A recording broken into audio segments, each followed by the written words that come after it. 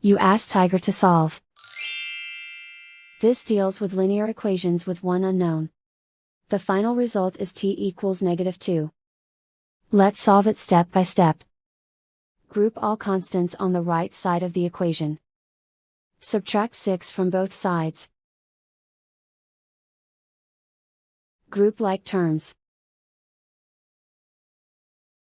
Simplify the arithmetic.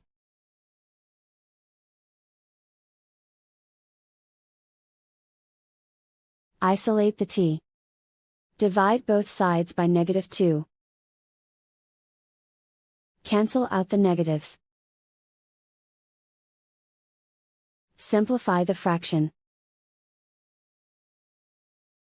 Move the negative sign from the denominator to the numerator. Find the greatest common factor of the numerator and denominator. Factor out and cancel the greatest common factor. And so the final result is t equals -2.